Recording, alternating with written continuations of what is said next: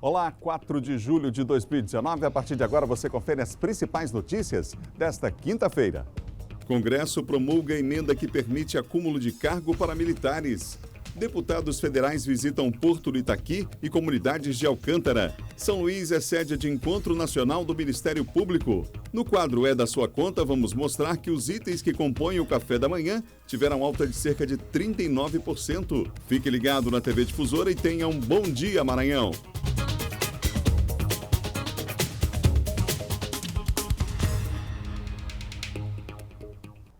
Olá, como é que você está? Tudo bem? Estamos aqui na TV Difusora, preparados com o Bom Dia Maranhão, toda a nossa equipe reunida para levar o melhor da informação para você, informações aqui da capital e, claro, de todo o estado do Maranhão. Fique ligado na TV Difusora. Vamos ver como é que amanheceu a cidade nesta quinta-feira, capital de todos os maranhenses, vamos lá? Vem comigo, a gente tem imagens da Rua da Estrela nesse momento no centro histórico da capital, aí está imagem ao vivo do centro histórico de São Luís. Nesta manhã, o dia está começando, o sol já está brilhando. Hoje o tempo meio nublado, aliás, na madrugada a temperatura deu até uma quedazinha, né? O pessoal sentiu aqui na capital. Daqui a pouquinho a gente volta com imagens ao vivo de São Luís. Um abraço a você que nos acompanha no interior do estado, em Caxias, em Imperatriz, os amigos aí que nos acompanham em Balsas, acompanhando a programação da TV Difusora, os amigos em Riachão também acompanhando a nossa programação. Nosso obrigado, viu, pela preferência aqui pela TV Difusora. E agora nós vamos ver como é que está o trânsito na cidade, mesmo com as férias, alguns pontos complicados do trânsito na cidade, com o auxílio do aplicativo Waze. Você fica bem informado. Vamos lá? Avenida dos Franceses, no sentido centro, próximo aí a Jorge Damos, você antes mesmo do cruzamento, ali próximo à Secretaria Municipal de Saúde, antes ali do Detran, próximo ao Complexo do Castelão, já complicado o trânsito, já antes do Parque Folclórico da Vila Palmeira, em direto, passando no sentido centro, a Avenida dos Franceses, a gente observa aí no detalhe, já próximo ali à unidade do SESI, lá na frente já o trânsito complicado, ali próximo à Rua Carlos Macieira também, uma extensão grande aí do trânsito com uma situação complicada nesse momento, tá bom?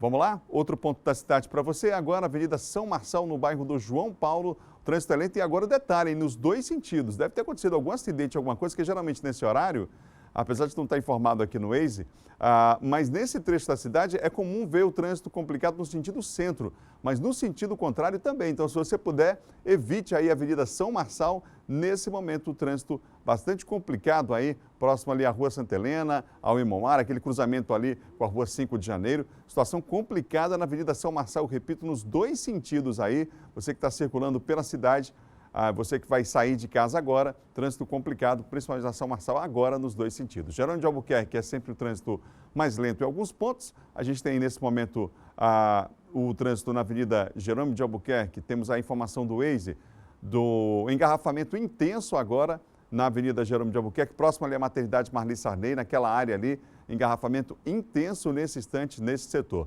Depois lá na frente, né, lá no Ipen Angelim, a situação também vai ficando mais complicada até a chegada na rotatória ali, no elevado, na verdade, do bairro da Coama. Com o auxílio do aplicativo Waze, tivemos informações do trânsito para você aqui no nosso novo Bom Dia Maranhão. Olha, gente, foi aprovada ontem uma emenda à Constituição que permite que militares acumulem o cargo com outras funções. Uma medida importante essa, hein? Quem tem os detalhes é Eduardo Estrela, que está com a gente aqui no Bom Dia nesse exato momento. Eduardo. Pois é, Adalberto, falar desse assunto importante para os militares, né? Tanto os policiais militares quanto aqueles militares que estão no Corpo de Bombeiros de todo o país.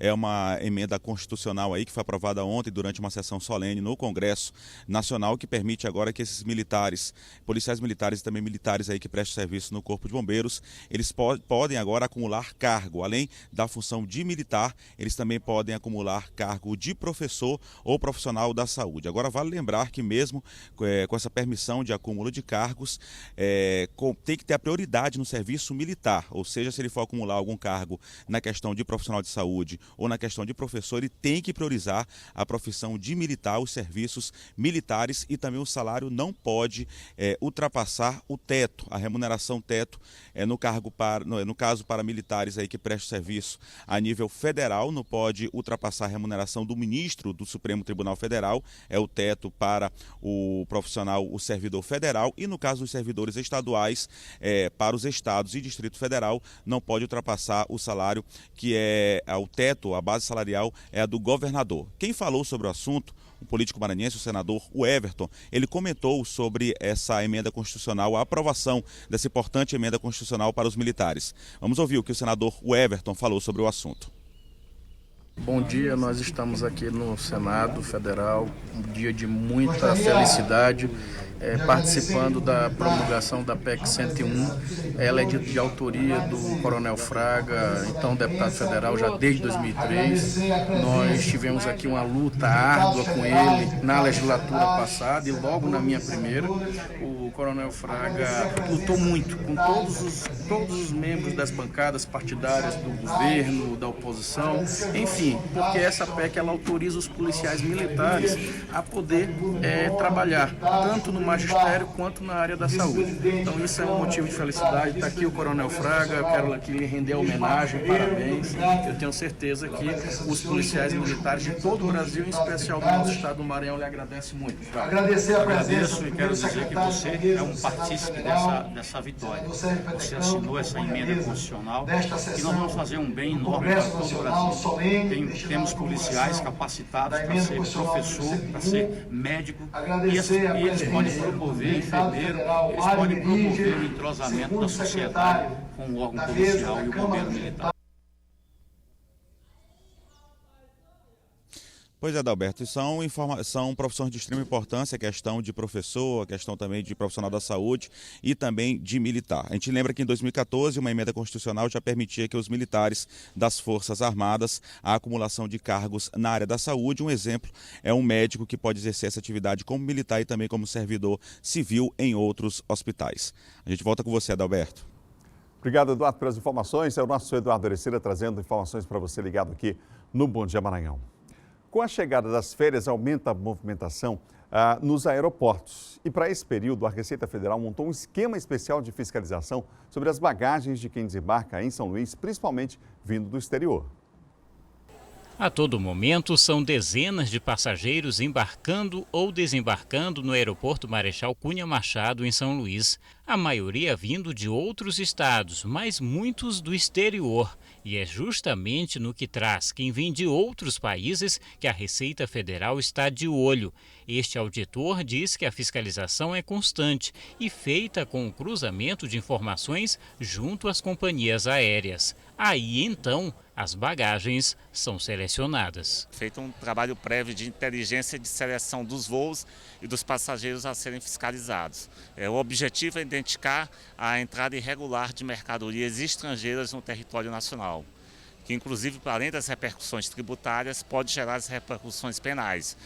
O viajante que, ao desembarcar no aeroporto brasileiro, não declarar seus bens, não declarar as mercadorias compradas no exterior, ele está sujeito a responder, inclusive, penalmente por essa irregularidade. A maior parte do material apreendido é formada por aparelhos eletrônicos, fabricados em outros países. O limite máximo para cada passageiro é de $500 em produtos para uso pessoal. Qualquer valor acima disso deve ser declarado. Caso contrário, são várias as sanções. Entre elas, a mais comum é o pagamento do imposto, com uma multa de 50%, mas dependendo da situação, no caso, pode ser também dado perdimento da mercadoria. Ele pode ter aquela sua mercadoria apreendida em favor da União. Além disso, é importante dizer que também, dependendo da situação, ele pode responder penalmente por isso, já que se caracteriza como crime de contrabando e descaminho. Todas as informações necessárias são disponibilizadas pela Receita Federal e pelas companhias aéreas. Aí dá para curtir as compras da viagem sem ter dor de cabeça depois. Confira agora o nosso giro de notícias. O Ministério Público do Maranhão propôs ação civil pública na Justiça Federal por conta do risco de paralisação das cirurgias e demais serviços de urgência e emergência no Hospital Municipal de Imperatriz. A ação protocolada pede que a Justiça obrigue o poder público a manter a regular oferta dos serviços sob pena de pagamento de multa diária de R$ 5.000, além de responsabilização penal e por improbidade administrativa. Começa hoje na capital a Conferência Internacional de Prevenção e Combate ao Lixo no Mar. O evento é organizado pela Associação Brasileira de Empresas de Limpeza Pública e Resíduos Especiais, em parceria com a Agência de Proteção Ambiental da Suécia, e conta com o apoio da Prefeitura de São Luís. A programação inclui debates e palestras com especialistas em gestão de resíduos sólidos do ecossistema marinho, O evento acontece na sede da FIEMA, Federação das Indústrias do Estado do Maranhão, no bairro da Coama. Uma mulher identificada como Rosiane Vieira foi presa em Santa Inês depois que a polícia encontrou o filho dela, de apenas 2 anos, passando mal após ter ingerido bebida alcoólica. Na delegacia, a mulher disse que estava bebendo na porta de casa e, em um momento de descuido, a criança teria tomado a bebida. Rosiane pode responder por abandono de incapaz e ainda a ingestão de bebida alcoólica por menor de idade. Agora a participação de Silvan Alves aqui no Bom Dia.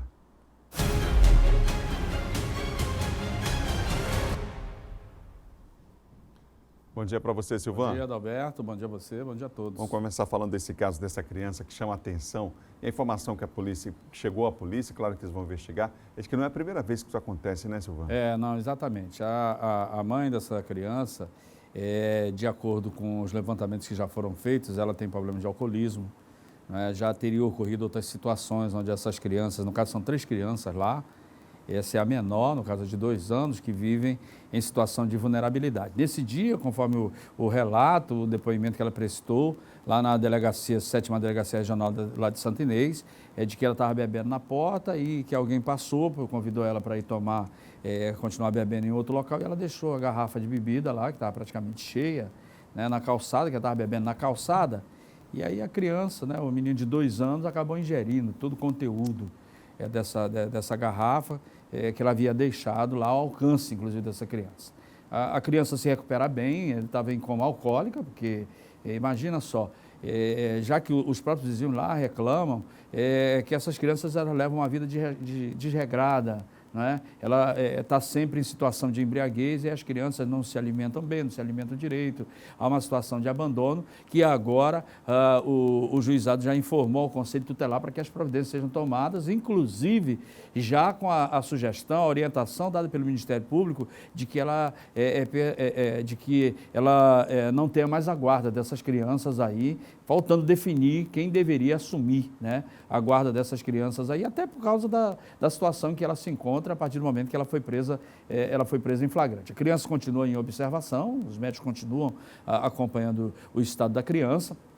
O Conselho Tutelar resgatou os outros 2 meninos que estavam em situação também de promiscuidade para que a Justiça agora avalie para quem vai à guarda dessas 3 crianças. Vale lembrar, né, Silvan, que o alcoolismo é uma doença. Sim, né? É uma doença, é preciso que fique claro isso. E as pessoas precisam, sim, de tratamento. Sim, tratamento, né? E agora envolvendo crianças, envolvendo menor, quer dizer, a situação fica mais grave ainda. Muito que mais ponto chegou, né? Muito então mais a gente complicado. percebe aí no detalhe. Quer dizer, já passou da mãe e está atingindo já as crianças. Chega né? a perder o controle, né? Quer dizer, com a de bebida, tudo. que é uma droga socialmente Sim, aceitável aí, né? Uma droga que está aí uso todos os permitido, dias. tudo, né? Exatamente. E aí é que é muito mais difícil o enfrentamento, né? Em função dessa situação da liberalidade que há em torno do consumo de bebida alcoólica. Imagine, né, uma família que já é desestruturada por problemas sociais e agora, principalmente, por causa do alcoolismo. Lamentável. Silvão, vamos falar sobre esse roubo que aconteceu em relação a essa carreta, que geralmente, como você falava no Bandeira 2, é o roubo de carga que acontece. Sim, Nesse sim. caso foi diferente, como é que foi? Foi diferente. O caminhoneiro, juntamente com o assistente, dizem que foram abordados no posto de gasolina, lá nas proximidades da cidade de Riachão, com 5 indivíduos que estavam no veículo Gol, sequestraram ele juntamente com a carreta, levaram lá para uma estrada vicinal, no Matagal, e lá eles acabaram tirando os pneus, 36 pneus. A gente tem inclusive as imagens, né, que você 36 pneus, tiraram todos os pneus, deixaram a carreta no chão, o cavalo e a carreta. Né? E aí, provavelmente, estavam procurando venda para esses pneus. São pneus caros, né, Silvão? É caro, esse pneu é caro, tem um custo muito alto desses caminhões. E aí a polícia seguiu esses indivíduos, que já tinham as características do carro, do Gol, e aí chegou até o local onde o motorista e o assistente estavam amarrados e lá já estava a carreta com os pneus todos tirados. E aí, quando eles perceberam a chegada da polícia, acabaram abandonando o carro, inclusive esse carro está apreendido, e fugiram pelo mato. O motorista e o assistente foram levados para a delegacia, assim como também o carro que eles abandonaram no local foi apreendido e levado lá para a delegacia de Riachão. Ninguém foi preso, né? E aí isso chama atenção porque, como você citou muito bem, o alvo predileto dessas quadrilhas era a carga. E agora, né, apareceu essa aí de tirar os pneus, levar o carro para o mato e tirar os pneus. Do jeito que a situação está, eles estão para inaugurar uma nova modalidade que é roubar o pneu do caminhão com ele em movimento. Imagina. Só falta isso, roubar só faltava o caminhão uma dessa, com o carro né? em movimento. É Silvano, verdade. bom dia para você. Bom dia, Adalberto. Bom dia a você e bom dia a todos. A gente está tentando relaxar um pouquinho, mas a situação é grave, né? Muito séria. Imagina a situação você num caminhão, quer dizer, o caminhão mesmo sem carga acaba sendo alvo dos bandidos, como esse caso aí aconteceu, esse roubo dos pneus. O governo do estado inicia essa semana o pagamento da cesta básica para gestantes da região Tocantina. Cada mulher grávida recebe um valor de R$ 900, divididos em 9 vezes, como forma de incentivar o pré-natal.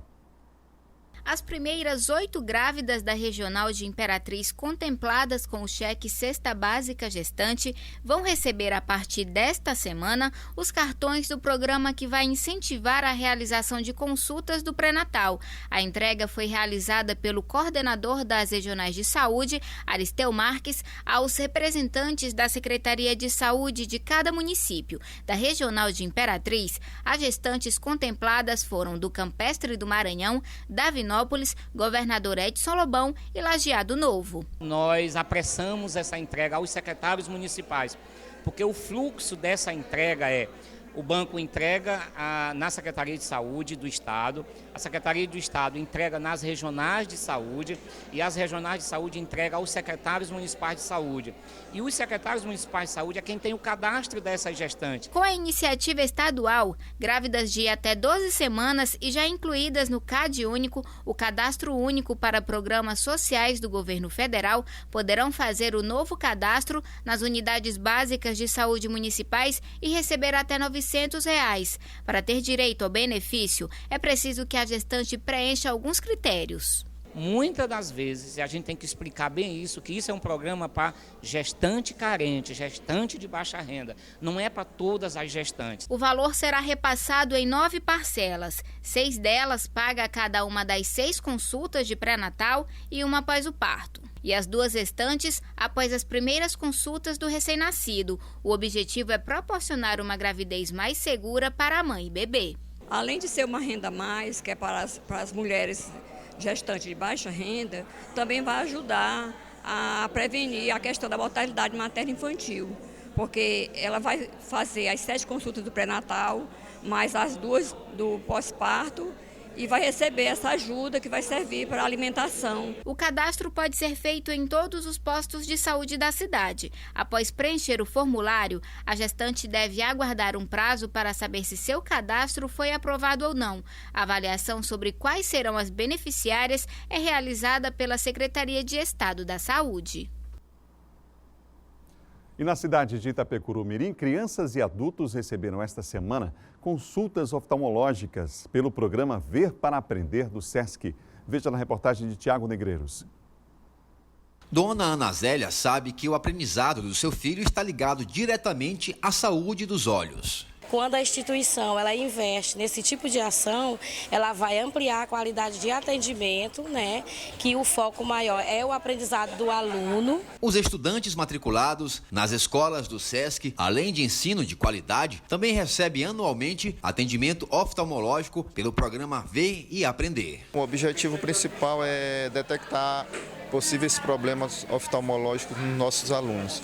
E para isso nós submetemos eles a uma triagem, que é um teste de acuidade visual, onde esse teste é aplicado pelos próprios professores, né? Que eles têm um treinamento para fazer esse teste. E a partir desse teste, aqueles alunos detectados com possíveis problemas na visão, eles são encaminhados para consulta com o médico oftalmologista. Nas ações promovidas pelo SESC, são realizados exames preventivos em alunos para evitar doenças e distúrbios que atrapalhem o aprendizado. Principalmente as ametropias, que são as necessidades de usar óculos, como a miopia, a hipermetropia e o astigmatismo, mas eventualmente nós podemos detectar outros casos, como por exemplo estrabismo ou algumas doenças mais comuns que afetam as crianças. Além das crianças e jovens, adultos e idosos também matriculados no SESC Lê recebem atendimento. Os profissionais de oftalmologia do SESC levam em conta contextos sociais e econômicos da comunidade. No próximo bloco, São Luís é sede de encontro nacional do Ministério Público. E mais, deputados de 2 comissões da Câmara, 2 comissões visitam hoje o Maranhão, hein? Você confere depois do intervalo comercial. Imagens ao vivo da Avenida Magalhães de Almeida nesse momento aqui na capital maranhense. Enquanto o trânsito tranquilo nesse setor da cidade, nós voltamos em instantes ao vivo para todo o estado com Bom Dia Maranhão.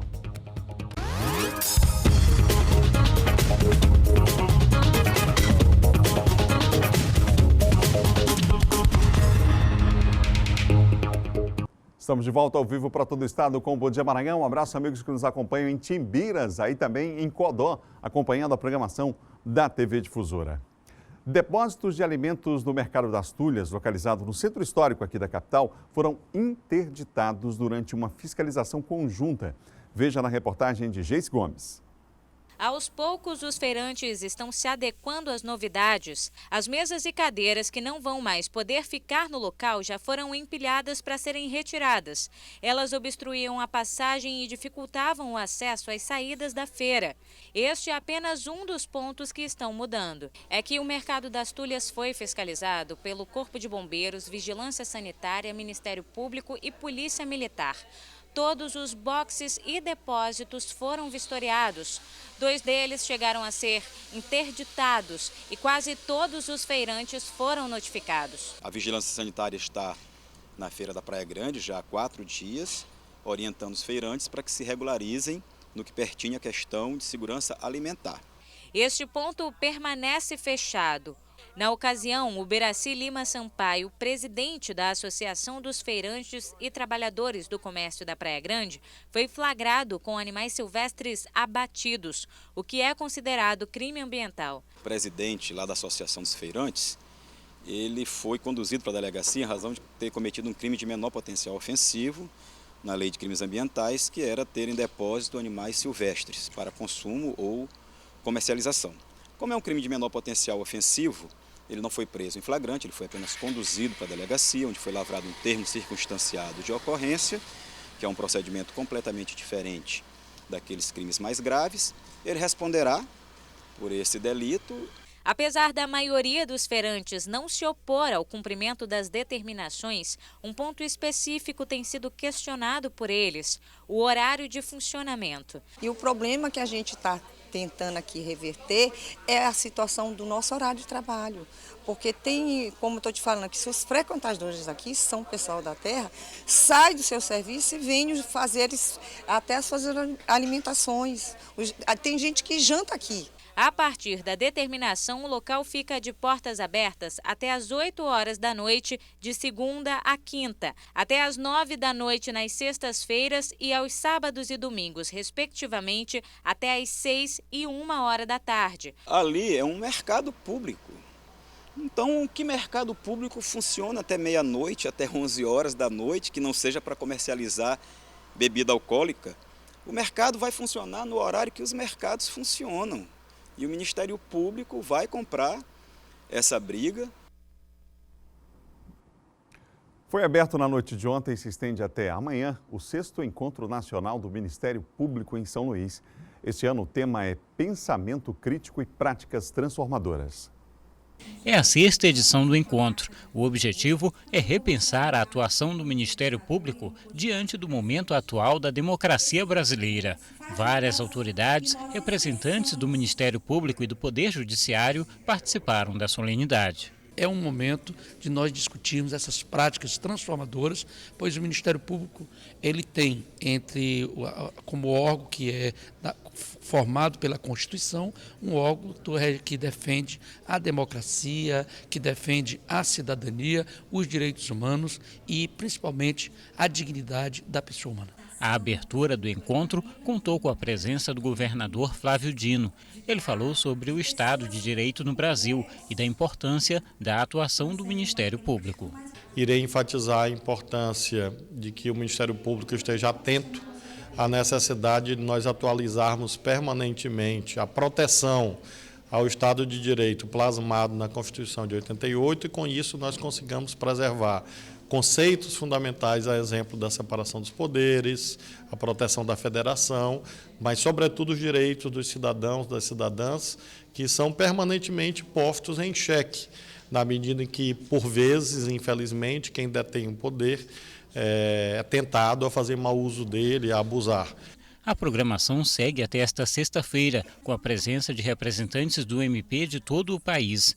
Temas como práticas de direitos humanos, desafios do sistema de justiça, questões de gênero e comunidades tradicionais também serão debatidos. O secretário de Cidades esteve ontem na Assembleia Legislativa do Estado. Confira agora quais os assuntos que ganharam destaque na última sessão do Legislativo Estadual com Eduardo Ericeira.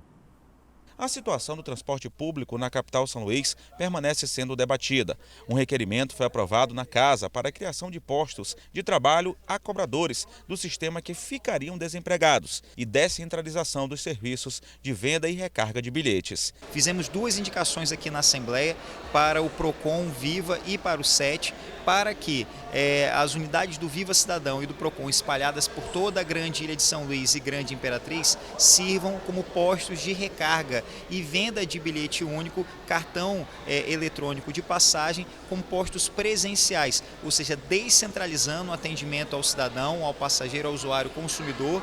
E um outro ponto importante, ao tempo que se descentraliza, garante a criação de postos de trabalho. Quem irá trabalhar nesses postos de trabalho são os ex-cobradores. A ampla maioria dos deputados ainda comemora a liminar do Supremo Tribunal Federal, determinando que a União forneça linha de crédito especial para pagamento de precatórios. O benefício foi aprovado na Assembleia Legislativa do Maranhão e cabe agora ao governo federal a abertura de crédito na ordem de 623 milhões de reais. Houve uma decisão importante na semana passada, a sentença ainda não foi publicada, mas o Supremo Tribunal Federal, o gabinete do ministro Marco Aurélio, julgou procedente, parcialmente a liminar, determinou que o governo federal crie a linha de créditos numa instituição bancária oficial para que o Maranhão possa contrair o empréstimo de 623 milhões de reais para pagamento específico de precatórios.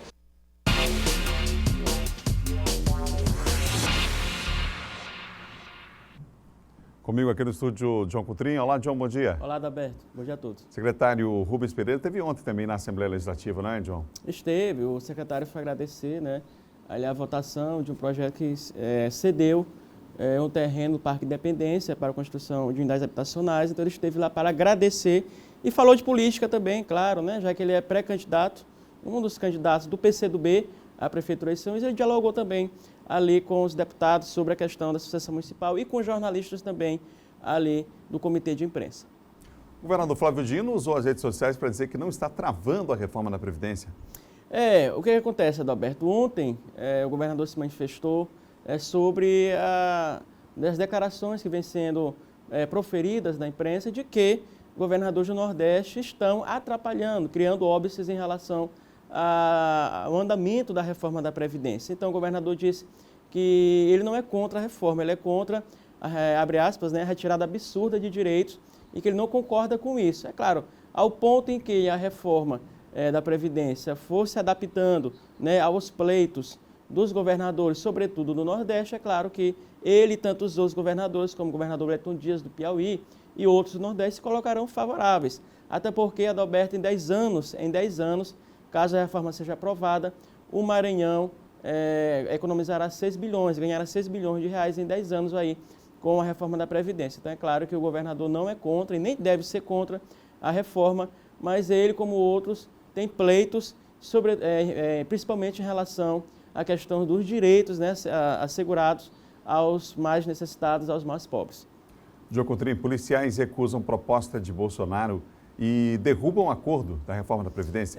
O que acontece? Ontem, Adalberto, foi apenas lido o terceiro parecer do relator Samuel Moreira, deputado Samuel Moreira, ali na comissão especial. Era para começar de manhã, depois foi começar a partir das 20 horas a possível votação, mas o que atrapalhou? Atrapalhou um acordo que seria feito com os policiais, para regras mais brandas para os policiais federais, rodoviários federais, agentes de segurança, e esse acordo não prosperou.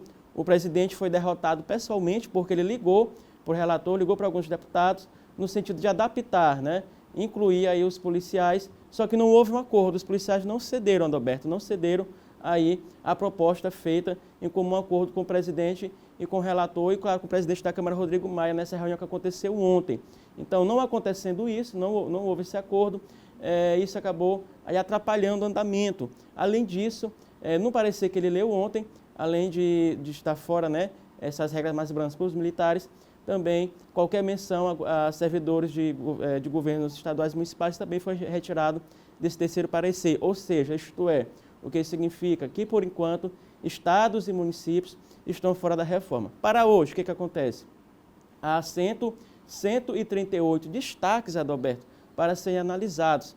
O que é destaques? Possíveis modificações de texto. 25 emendas de bancada. Essas 25 emendas devem ser analisadas hoje, portanto, aí já para a votação desse novo parecer, desse terceiro parecer. Isso vai demorar um pouco. O Rodrigo Maia e o presidente querem que essa votação ali se estenda, no máximo até o dia 18, para a votação em plenário, no qual até no plenário pode ser incluído também estados e municípios. Então, eu acho muito difícil, até o dia 18, Adalberto, antes do recesso parlamentar, votar o parecer, né, a PEC, ali, votar a PEC da reforma da Previdência na Câmara. Muito difícil mesmo diante desses obstáculos, essas dificuldades em relação a essa adaptação desse parecer. Todo dia muda, porque tem que o presidente entra em ação, quer beneficiar a classe A, a classe B, e acaba não se entrando em um acordo. João Coutrinho, para encerrar o último assunto, hoje nós temos a visita de duas comissões aqui no Estado. Amanhã a previsão de uma audiência com o governador Flávio Dino, a Comissão de Fiscalização e a Comissão de Direitos Humanos também. As duas estarão aqui. É isso, Adalberto. Primeiro, uma visita no Porto do Itaqui, uma proposta feita pelo deputado federal Edilásio Júnior, né, de visita aqui ao Porto do Itaqui sobre ver como está o gerenciamento da EMAP sobre o Porto do Itaqui. Segundo o deputado Edilásio, há algumas irregularidades. Ele diz, né, que a EMAP, Porto do Itaqui, repassou algo em torno de 140 milhões para o governo do Estado e, de acordo com ele, isso seria proibido.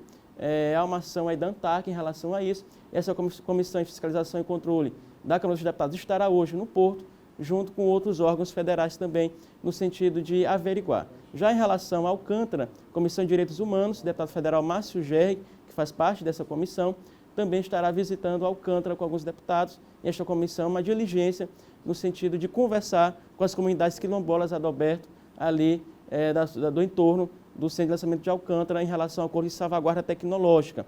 Esse acordo vai para a votação no Congresso e o deputado, claro, quer preservar os direitos desses quilombolas, por isso essas duas visitas importantes, tanto no Porto hoje, Itaqui, quanto no CLA. Obrigado, João. Bom dia para você. Obrigado, Adalberto. Até amanhã. João Coutrinho, nosso colunista de política, participando aqui do Bom Dia Maranhão. No próximo bloco está mais caro fazer a primeira refeição do dia, gente. Claro que eu estou falando do café da manhã. E mais, veja também uma reportagem mostrando a importância dos conselhos tutelares, hein? Imagens ao vivo nesse momento você tem do Mercado Central aqui na capital São Luís do Maranhão. Voltamos já em instantes com o Bom Dia Maranhão.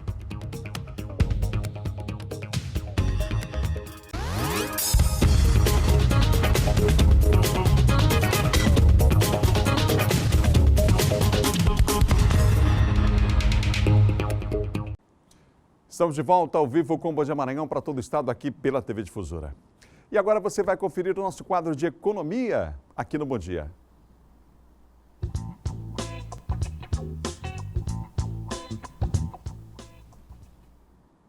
Como a gente costuma dizer, a economia é sim da sua conta. E a gente vai ajudando a traduzir aqui alguns termos do chamado economês, não é? Você já deve ter percebido que o peso da inflação no orçamento pessoal, é possível perceber esse peso desde as primeiras horas do dia. É que os itens que compõem o café da manhã tiveram um aumento de 39% nos últimos meses.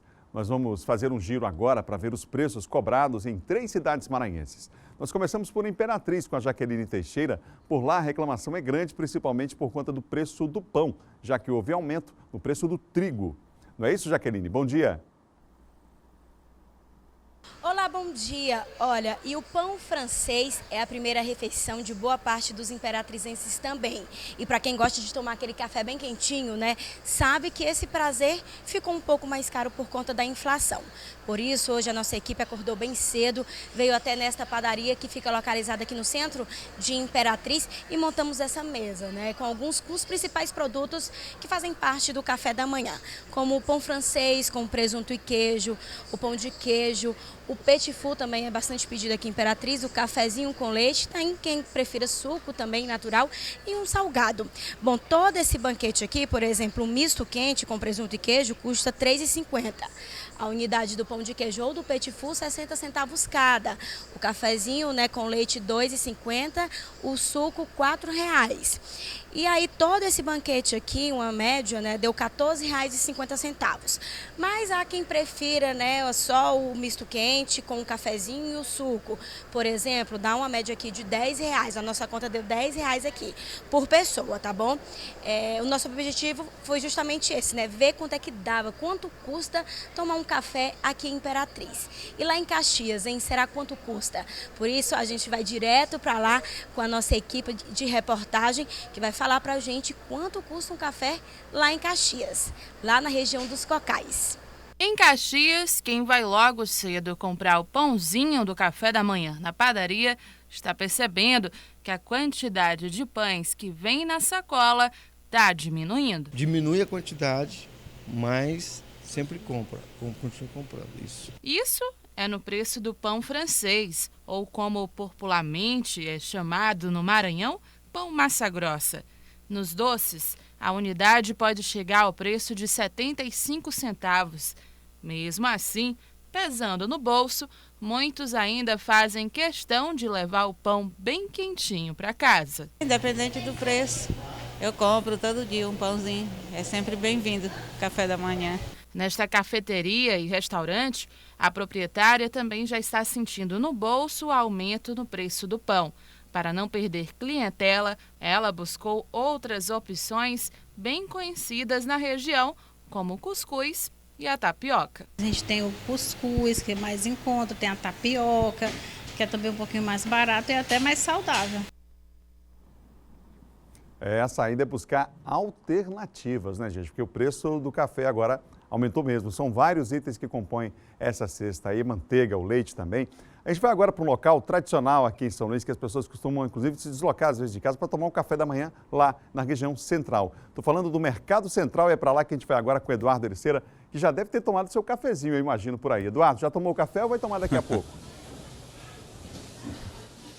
Pois é, Adalberto, vou deixar para tomar daqui a pouco. Olha, de fato, o preço está bem salgado também aqui na capital São Luís. A gente está no Mercado Central, Adalberto, como você disse aqui, o pessoal vende de tudo um pouco, tem a questão da fruta, verdura, legume, também tem a cachaça artesanal, quer dizer, muitos produtos que podem ser encontrados aqui no Mercado Central de São Luís, que começa a movimentação bem cedo, bastante cedo também a movimentação, tanto dos vendedores quanto dos consumidores aqui no Mercado Central da cidade. Agora a gente vai falar do que interessa, que é a questão do aumento dos preços, assim, principalmente da questão da cesta básica. Teve aumento também aqui, a gente conversou com uma comerciante, a dona Lina, ela disse que não queria gravar com a gente, mas conversou com a gente em off, disse que o valor do pão está 50 centavos hoje em dia e agora com a manteiga está R$1, quer dizer, teve um pouquinho de aumento. Tem também a questão do bolo que leva o leite também que teve aumento, o leite que teve aumento também era a questão do leite também que teve o aumento e também a farinha de tapioca que teve aumento também. O valor da tapioca aqui no Mercado Central, por exemplo, quando só com a manteiga é R$2,50 e quando leva um recheio como o ovo, por exemplo,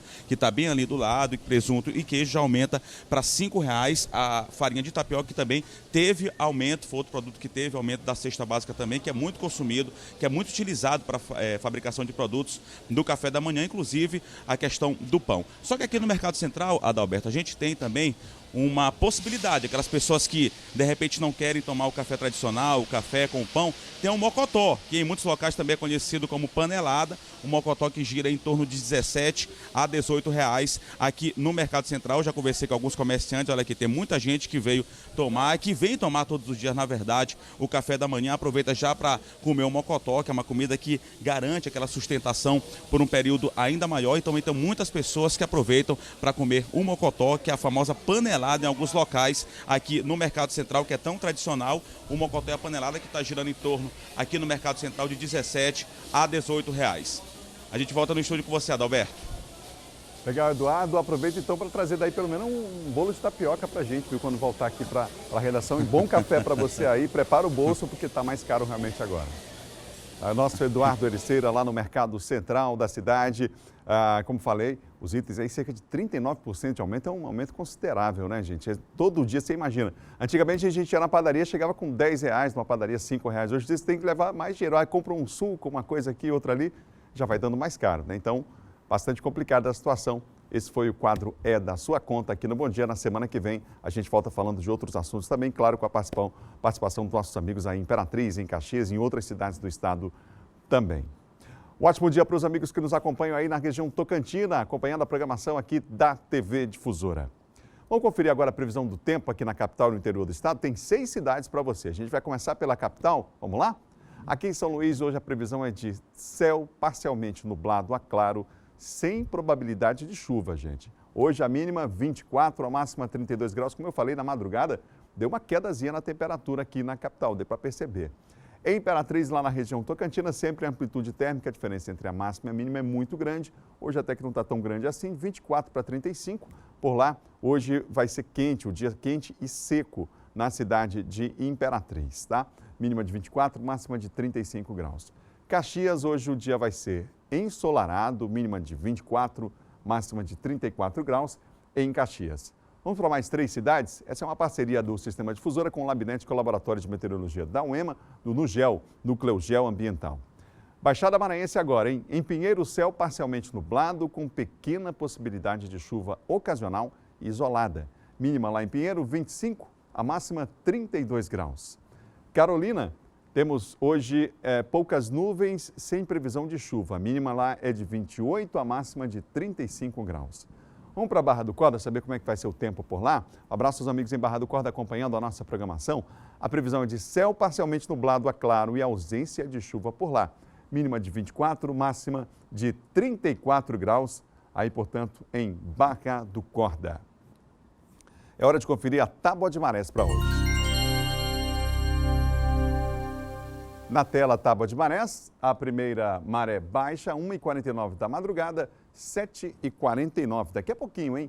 6,1 é a maré alta, a primeira do dia. Às 2h20 da tarde, maré baixa e às 8 horas da noite, mais 22 minutos, maré alta com 5,8 metros. O período de estiagem tem aumentado o número de queimadas no último mês na região Tocantina. Segundo o Corpo de Bombeiros, a elevação dos registros já estava prevista e deve aumentar ainda mais. Hoje, a Central de Operações do 3º BBM registra até 5 casos, mas por dia. E a tendência daqui para frente é aumentar, ou seja, o clima vai ficando mais seco, mais quente, menos úmido, né? A vegetação mais seca, então é propício para esse tipo de ocorrência. Os casos são registrados principalmente em locais como este, com a vegetação seca, onde o fogo se espalha rapidamente e, se não for contido, pode atingir animais e até pessoas que moram nas proximidades. Em Imperatriz e cidades vizinhas, há uma extensa área de vegetação. O uso do fogo para a limpeza de terrenos ou a queima do lixo sem obedecer a alguns critérios de segurança podem terminar em grandes incêndios. Tenha cautela, não atire fogo em lixeiros, monturos, vegetação, principalmente próximo de residências, empresas ou até mesmo escolas, tá? Que é um risco. Nas rodovias e até em vicinais cercadas pelo mato, uma das recomendações para quem trafega por estes locais é não jogar restos de cigarro ou garrafas de vidro na vegetação seca. A incidência dos raios solares pode provocar as chamas. No Maranhão, o relatório do Programa de Queimadas do Instituto Nacional de Pesquisas Espaciais aponta o registro de 1.045 focos de incêndio nos primeiros 5 meses de 2019. O aumento de 63% em relação ao mesmo período do ano passado. O Maranhão ocupa a 7ª posição no ranking dos estados com maior número de registros. Situação bastante complicada e depende de todos nós, né? Quer dizer, que você viaja na estrada, jogar lixo, enfim, é um comportamento que tem que ser mudado. A gente pode contribuir sim para diminuir esses índices altíssimos aí de queimadas no estado do Maranhão. Vamos mudar de assunto? No Brasil existem cerca de 5.500 conselhos tutelares. O número ainda é insuficiente para as demandas. Em outubro acontecem em todo o Brasil as eleições para os novos conselheiros tutelares para o quadriênio 2020-2024.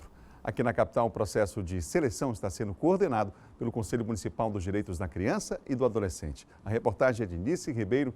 Ela conta para a gente agora qual é a importância da presença desses conselheiros nas comunidades. A Viviane recentemente ganhou um termo de responsabilidade na justiça que permite que ela tenha a guarda dos netos. Os pais são separados e concordaram que a avó cuidasse do casal que tem só 5 e 7 anos de idade. Ela mora numa das comunidades carentes da região da Cidade Olímpica e precisou do auxílio do Conselho Tutelar para conseguir realizar os trâmites na justiça. O Conselho Tutelar veio para minha família através do meu casal de netos que eu tenho. Eu tenho um casal de netos que eu crio desde criança, desde bebê, que a mãe e o pai se separaram, no caso do meu filho, né? Minha nora deu a guarda para a gente, foi embora, casou com outra pessoa, e eu fiquei responsável. Foi assim que o Conselho Tutelar entrou na nossa vida. Casos assim chegam diariamente na unidade do Conselho Tutelar das áreas da Cidade Operária e Cidade Olímpica, regiões com alto índice populacional. Mas são os casos de negligência que mais preocupam o órgão. No ano passado, a unidade registrou 627 casos, dos quais 260 foram de negligência ou maus tratos. Este ano, até abril, cerca de 150 ocorrências já foram registradas nesse sentido. Tem um corpo de 5 conselheiros tutelares, tem o administrativo, operacional, vigilância, tem o motorista e nós temos uma viatura que é um carro disponível para 5 conselheiros e a gente atender toda essa demanda que é a região da Cidade Operária e que por dia no Conselho Tutelar a gente atende equivalente a 30 atendimentos por dia todos os dias. Apesar de prestar assistência, o efetivo ainda é insuficiente. Na próxima segunda-feira, se encerram as inscrições para os candidatos a conselheiros tutelares. Serão 100 vagas entre titulares e suplentes que vão exercer o cargo durante o período de 4 anos. Entre os requisitos para participar das eleições estão ter 21 anos de idade, comprovar 2 anos de residência na cidade que deseja concorrer ao cargo e experiência de atendimento na área da infância e juventude. Melhoramos muito o Conselho Tutelar, mas ainda falta muita coisa para melhorar. Esperamos que, com a boa vontade da gestão pública, possa melhorar muito mais para que o Conselheiro Tutelar tenha um atendimento de qualidade, com uma estrutura melhor para se atender às nossas crianças e adolescentes.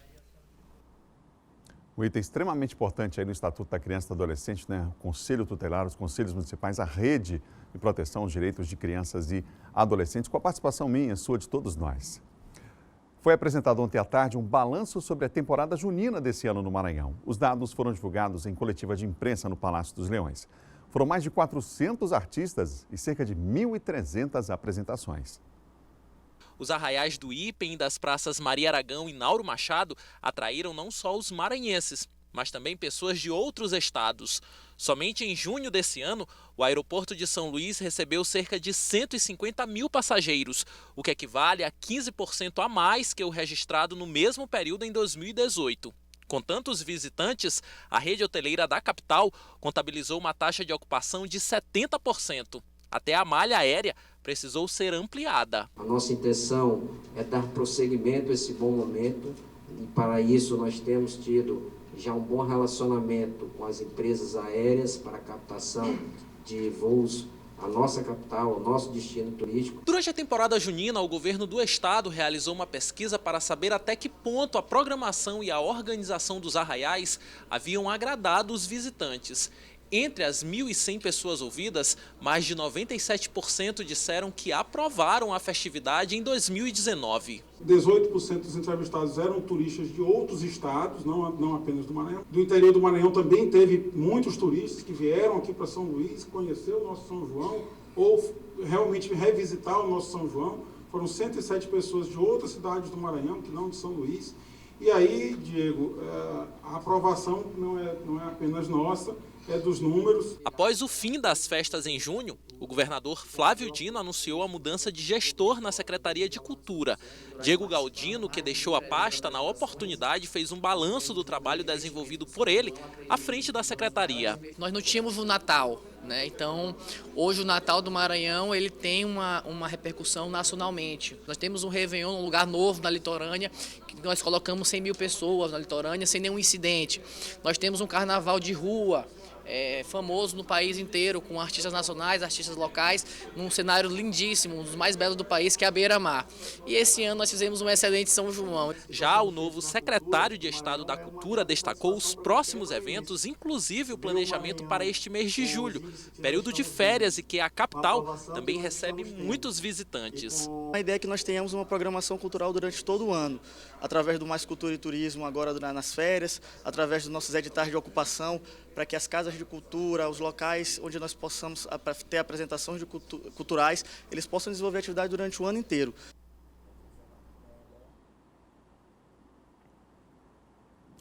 Agora nós vamos conferir a programação de hoje no Arraial do Ipem. Confira.